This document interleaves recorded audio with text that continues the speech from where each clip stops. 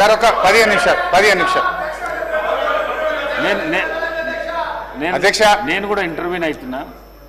మీరు అన్నారు కదా మొత్తం రాష్ట్రంలో ఊరు నుంచి మండలకు, మండలం నుంచి డిస్టిక్,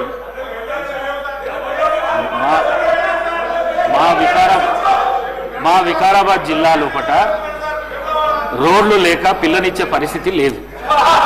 రోడ్లు లేక పిల్లనిచ్చే పరిస్థితి లేదు.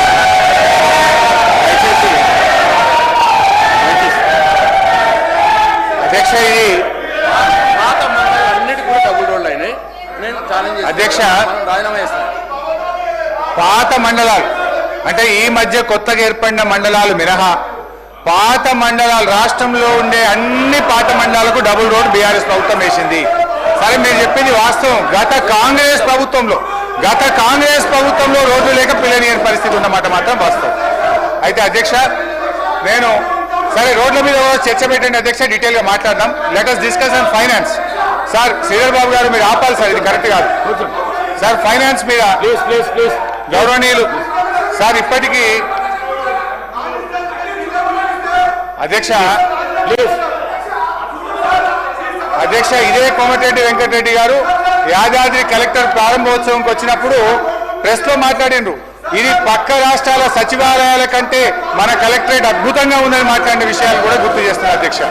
ఇకపోతే అధ్యక్ష ఇప్పటి వరకు వెంకటరెడ్డి గారు 4 సార్లు, ఎల్ఏ మినిస్టర్ గారు 4 సార్లు, భట్టి గారు ఒకసారి, మొత్తం 9-10 సార్లు డిస్టర్బ్ అయింది అధ్యక్ష. నాకు కొద్దిగా డిస్టర్బ్ కాకుండా చూడండి అధ్యక్ష. భట్టి గారు దయచేసి నేను చెప్పే విషయాలు కొంచెం జాగ్రత్తగా విని మీరు క్లారిఫై చేయండి అధ్యక్ష.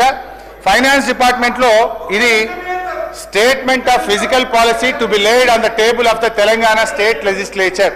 నిన్న మీరు ఇచ్చిన కాగితం అధ్యక్ష, నిన్న బడ్జెట్ లో మీరు ఇచ్చిన పేపర్, ఇందులో పేజ్ నంబర్ 14 పారా D5 అధ్యక్ష. ఇది అధ్యక్ష ఒకసారి చూసుకోండి అధ్యక్ష. దీని ప్రకారం అధ్యక్ష ప్రభుత్వం గ్యారంటీ, ఇది అప్పుల గురించి చెప్తున్నా అధ్యక్ష, ప్రభుత్వం గ్యారంటీ ఇవ్వని రుణాలు out standing risk weightage guarantee కిందికి రావని చెప్పారు. నంబర్ 1 మీరిచ్చిన వైట్ పేపర్ అధ్యక్ష, ఇది అసెంబ్లీలో భట్టి గారు పెట్టిన వైట్ పేపర్ అధ్యక్ష. వైట్ పేపర్ ప్రకారమైన నిన్న మీరు అసెంబ్లీలో పెట్టిన సోషో ఎకనామిక్ అవుట్లుక్ 2025 ప్రకారం ఇందులో పేజ్ నంబర్ 36 లో చెప్పారు అప్పుల గురించి. దాని ప్రకారమైన అధ్యక్ష మన బీఆర్ఎస్ హయాంలో ఎస్పీవీల ద్వారా చేసుకున్న అప్పు 1,15,599 కోట్లు మాత్రమే. అయితే వీళ్ళు కార్పొరేషన్లు తీసుకున్న అప్పులు, కార్పొరేషన్లే చెల్లించే అప్పులను 5% వెరీ లో రిస్క్ కింద చూపించారు. సరే 89,569 కోట్లకు వెరీ లో రిస్క్ కింద తీసుకుంటే కూడా 4,478 కోట్లు మాత్రమే.